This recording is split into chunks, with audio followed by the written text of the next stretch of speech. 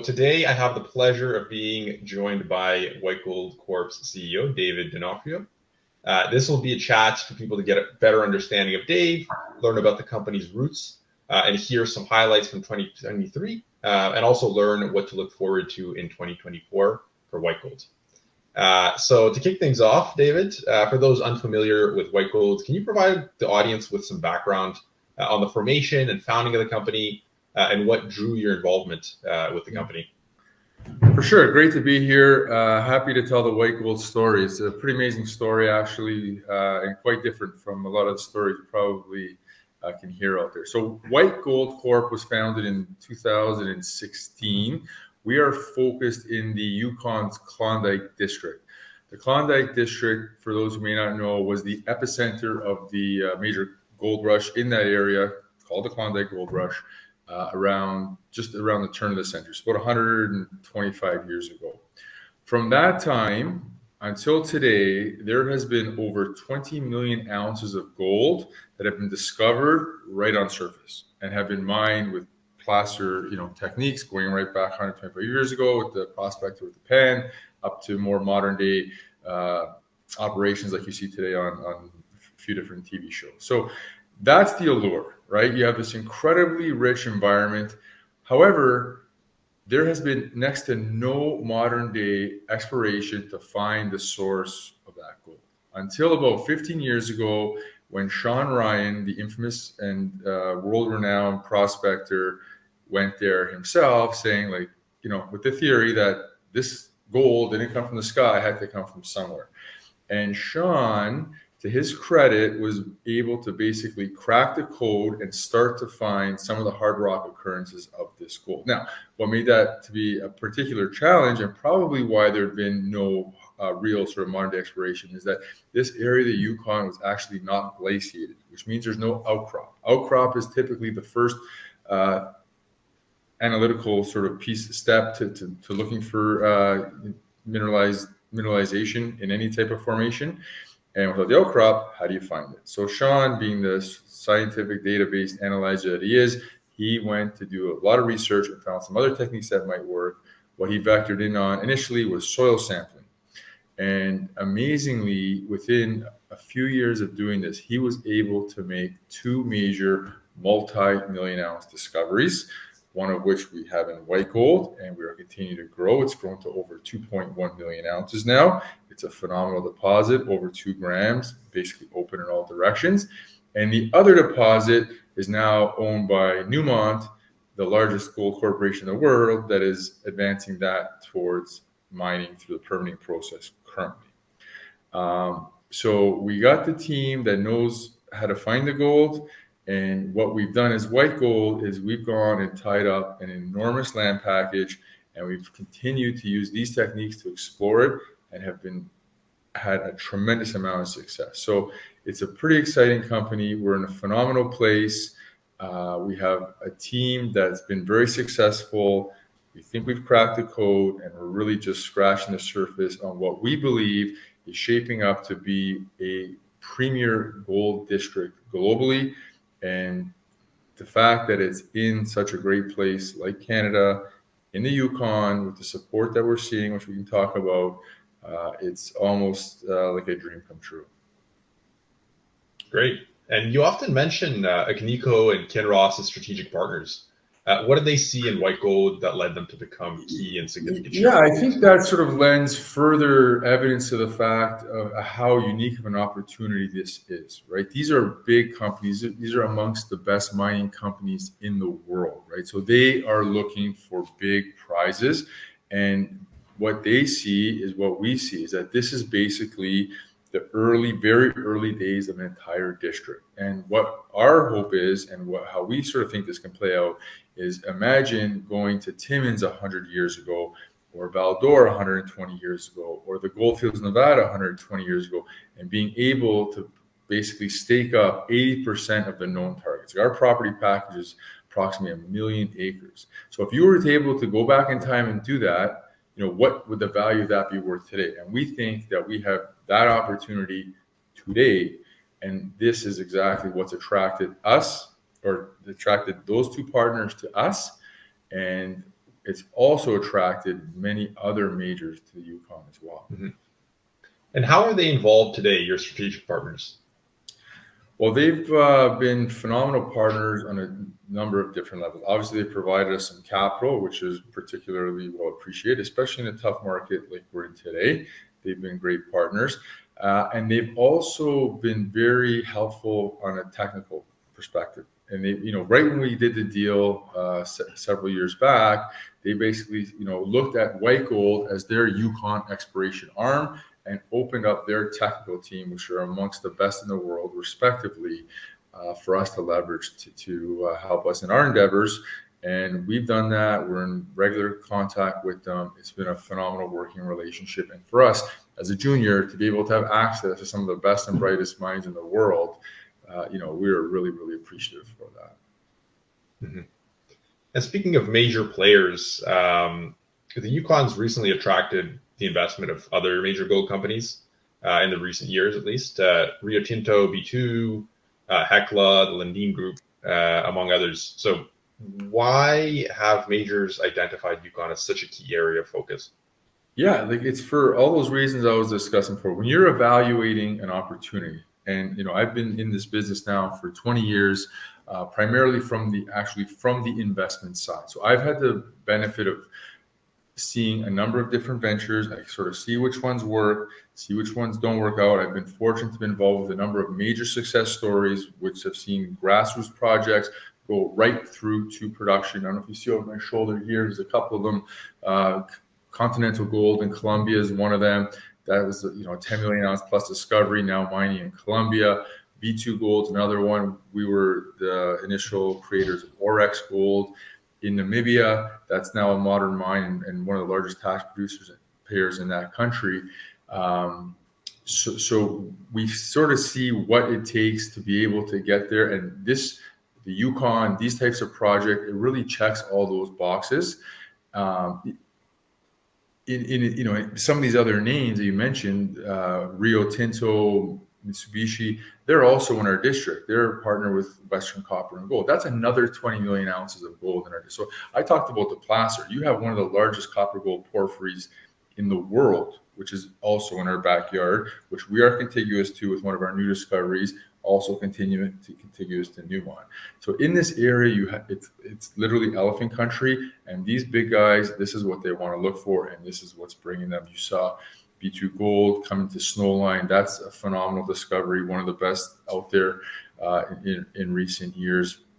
And jurisdictional risk is always topical.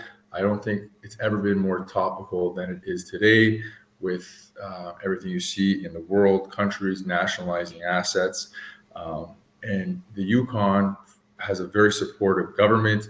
The federal government has been working in combination with them. And when I say supportive, I don't just mean from a policy standpoint, I mean from a financial standpoint. Those two governments have put up literally hundreds of millions of dollars to finance infrastructure specifically to support mining activities in the territory. That is incredibly unique worldwide. So we have that.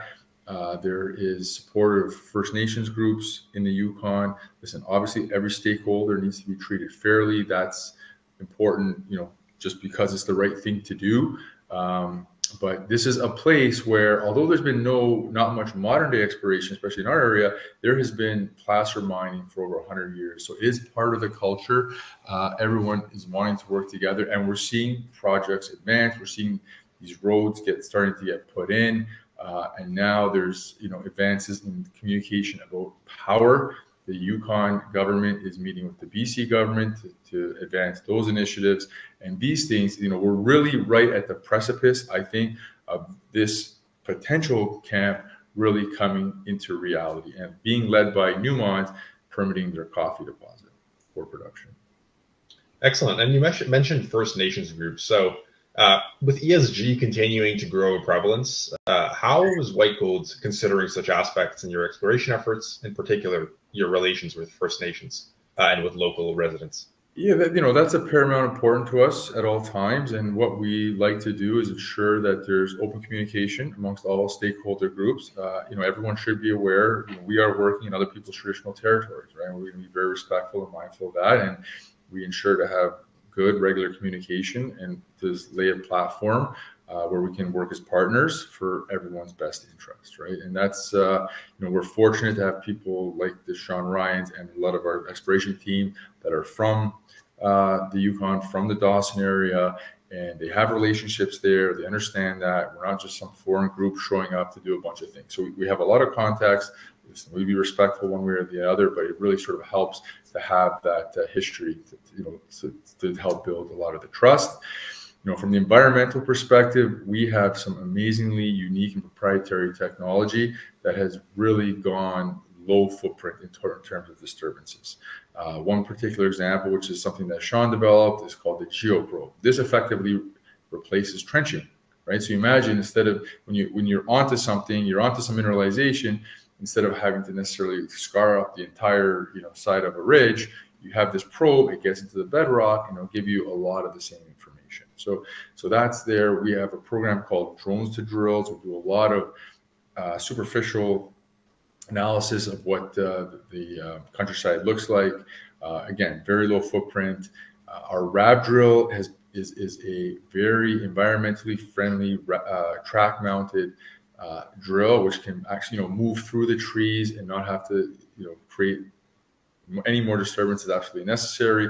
This is also, in addition to being very environmentally friendly, it's very cost effective, and that's a tool we've developed to allow us. Listen, don't forget, we are surface exploring, right? A lot of places in the world now, they're going 500, 1,000 meters deep. We are looking for everything from surface. So this, for about a third of the cost of a diamond drill, will give us a very good picture of what that first, say, 100 or 200 meters looks like. So we're looking to embrace technology and know-how as much as possible for all these different reasons. Mm-hmm. Yeah, sounds great. So you earlier you mentioned the massive scale of the property that White Gold holds in the Klondike district. So what's your vision for this company, and do you expect to sell off some of the projects to increase shareholder value? Like, what's your plan with this massive land package?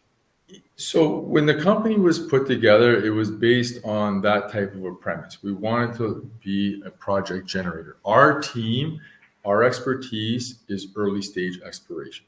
So, the goal, and, things will change along the way, would be to make the discoveries, prove up the prospectivity, and then look to work with a partner in some capacity to help advance those to the next level. Which requires skill sets that our team aren't experts at, right? And whether that's selling assets outright, JVing, spinning them out, could be any of the above or other structures, but that is what we'd like to do, and then be able to use proceeds from those types of transactions to continue to finance our exploration activities. I think this would also help to manage dilution of the company, which is very important to us, because after our partners Agnico and Kinross, ourselves, the Power One Group, Sean Ryan, we're the largest shareholder. So we are very, very aligned with shareholders, and at the end of the day, we're in this to create shareholder value. Well said. On that note, in terms of investors, can you give like a bit of an elevator pitch? It's a very competitive landscape out there, obviously, with a lot of junior gold explorers. So just talk a little bit about what distinguishes White Gold Corp. Listen, it's an interesting market. It's not an easy market, but we're at a time where I think there's a unique opportunity. We are at the point where there's never been such a divergence between the price of the underlying commodity and the price of the equities, right? So that's scary, but that could also be the opportunity here. And White Gold is in that situation, like many other great companies. So as an investor, if I were to look to value an opportunity, I would look to, what's the hardest thing to make a company successful? In my view, that's technical success. Actually making the discovery and taking it to a resource. I think that, the stats that I've heard quoted are something like 1 in 1,000 or 1 in 10,000. So White Gold, at a minimum, have already done that. We have a multi-million ounce discovery. So we beat those odds. This has been based on, over a decade of work between ourselves and prior operators, and north of $100 million of investment spent to get to that point, which in today's dollars is probably $200 million, right? So that is in the bank. That's real value. It's 2 grams, from the preliminary metallurgy that's done. It is, very strong recoveries. So that's phenomenal. That's part of it. That's sort of like where you can pin a value as an analyst of what that should be worth. But the other side of the company, which I think gets a lot of the people in this industry excited, got us excited, and why we really want to become a partner in this as the Power One Group, is that we have this incredibly exciting grassroots blue sky portfolio. And we saw the work that was done that has led to these 2 discoveries. We are now seeing the results of the work that we've been doing over the last several years, and we are more optimistic than we have ever been on the probability or the prospectivity of making more of these discoveries. And in fact, we've made a couple of very significant discoveries in the last couple of years. Just to touch on one of them, it's on our Betty property. This is on the southern end of our portfolio. It is contiguous to Newmont's Coffee Project, which we talked about, that's being moved through the permitting process as we speak. It's contiguous to Casino, Western Copper and Gold's big porphyry project.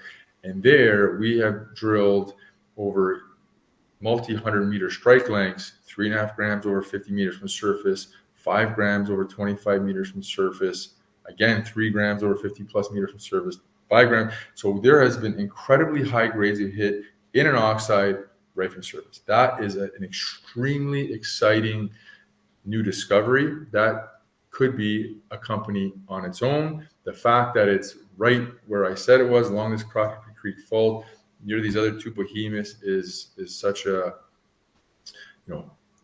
added bonus, because as the infrastructure comes in for those projects, that's just going to make the economics for that type of a discovery even better than it already looks like it could be.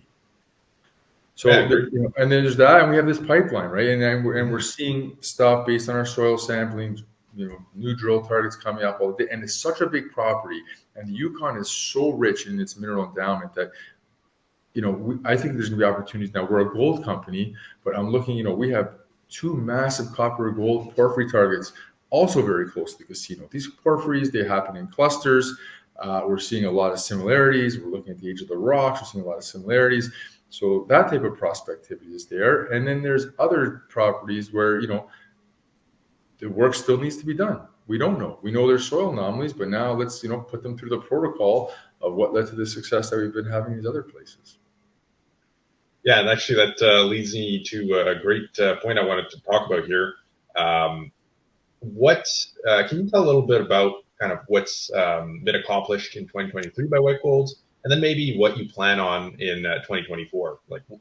So just very quickly, like I mentioned, we've now delineated a 2.1 million ounce resource, 2 grants. Like, assets of that tenor are few and far between, especially in a great place like Canada, and not many that are in the hands of juniors still. So we have that. That is open in all directions. We've done a fair bit of work on that to upgrade the resource. What we've also done in the last couple of years is made other new discoveries within a very close proximity. One on a 6-kilometer long Ryan's Trend, we call it.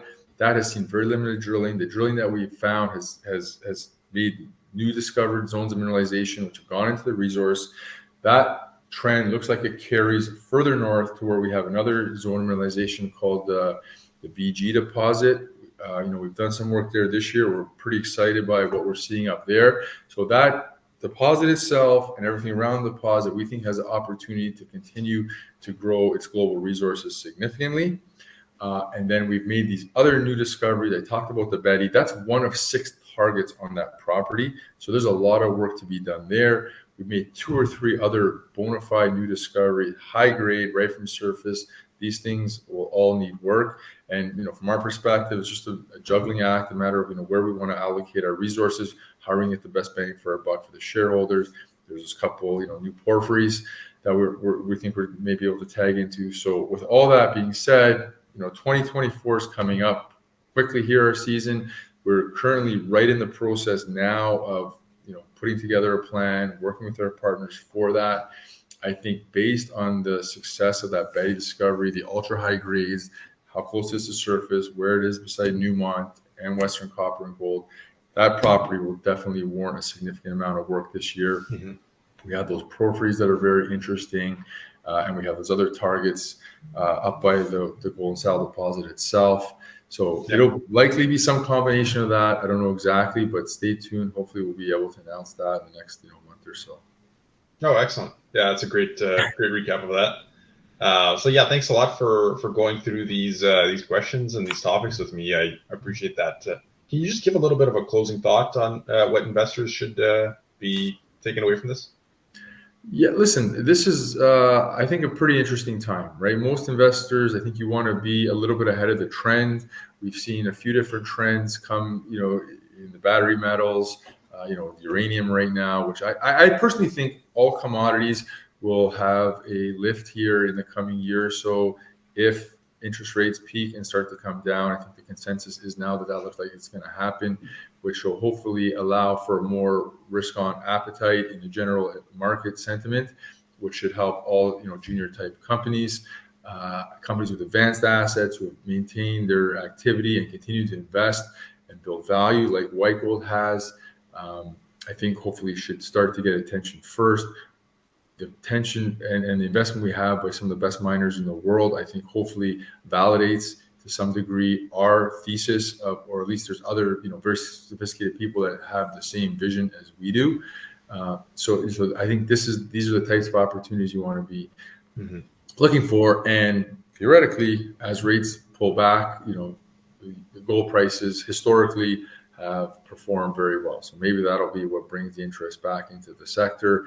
And we could have a couple or a few very exciting years ahead of us, which should hopefully then lead to more M&A, right? There has been very little investment in growth by a lot of these large producers. They're going to need to continue to fill their pipeline. That's typically done by M&A. So, you want to be positioned in companies that can build value through the drill bit and also potentially be able to build value through corporate transactions. Yeah, well said. So thanks for taking us through this fireside chat. And I'm looking forward to hearing about the 2024 program. So everyone stay tuned. I think there's very exciting times ahead for White Gold and a lot of these high quality companies in the junior capital markets. Perfect. Thank you everyone for joining us, and we hope you have a great day. Take care. Thanks, Max.